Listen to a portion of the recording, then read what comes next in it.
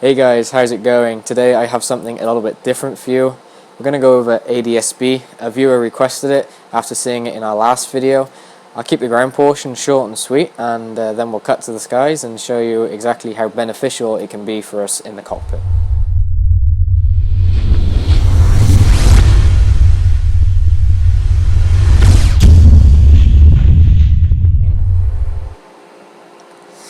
So essentially there are three parts to an ADS-B receiver. The first part is aircraft with ADS-B out transmitting their position.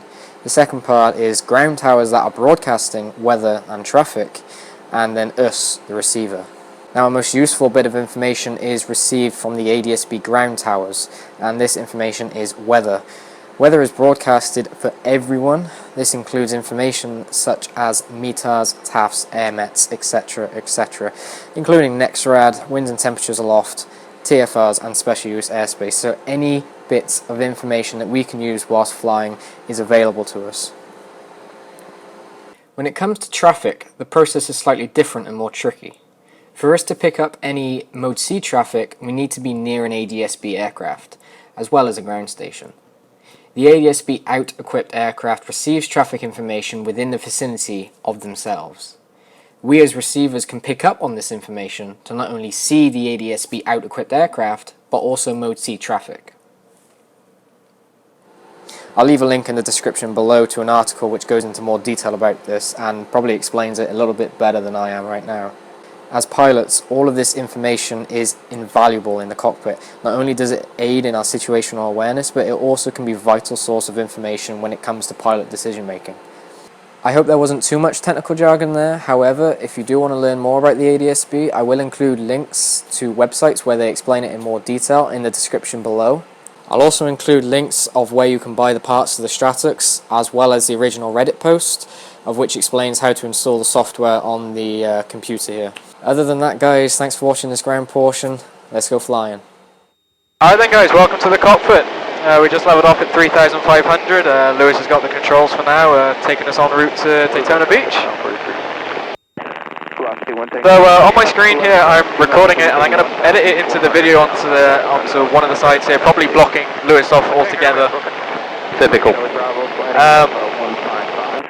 But essentially what I wanted to show you was how much information we actually get from an ADS-B receiver. And as you can see on the screen, we're picking up a lot of targets, a lot of traffic. The figures you see below them are the altitudes they're at. And the one you see below us just here is actually us ourselves. So we can actually see here 3,300 is 3,500 indicated. So we can tell that any other aircraft, so essentially the 1,200 foot aircraft is actually at 1,500. So it just adds to situational awareness with traffic around us. It's great in the Orlando area because there's lots of ADS-B out aircraft, not only transmitting their own position, but transmitting other Mode C aircraft, VFR aircraft who don't necessarily have the technology. Along with traffic, we can also pick up weather. And that's a great benefit, you know, when we're this far out from Daytona Beach, and we can pick up the ATIS or listen to what the weather is there, listen to what runway they might be using. And what we can do here is we can just hover over Daytona Beach and we get this little block here that tells us the METAR. And the green means that it's VFR. If it was blue, it's marginal, and if it's I believe it's red, it's IFR. And as you can see here, we get all this information, so we can tell that the winds is 070, so we know that they're probably using 7 right and 7 left as the preferred runways. We get all the other temperatures, altimeter settings. You know, we can see there's actually a smoke plume within the vicinity of the area before we're even anywhere near, before we can even pick up the ATIS. So the benefits just to having the receiver in the cockpit are just incredible for the price you pay anyway. For this one is $125, as I said earlier, versus the $600 you'd pay for a named model brand. Alright, so another... Oh, you've got Recording screen. One other thing that he's got as well is this winds and temperatures aloft. He's got the control again. But it's got, as you can see, over from the Melbourne at 3,000 feet, winds are 050 at 8 knots. 6,000 feet, 330 at 14 knots. So it's good to see because you know, you can usually only see this stuff while you're on the ground when you're pre-flighting, but now we've got it in the sky. So if we wanted to change altitudes, we could see that maybe let's say 6,000 was a more favourable altitude, and we thought that 3,000 would be when we were on the ground. We could request a climb up to 6,000 feet and get better winds. Which 369. All right, he's off our right wing there. Underneath us. Yeah. There he is. Got him. Quick. So just as a, you know, dip the wing. I've lost him. There he is. There he is. Got him.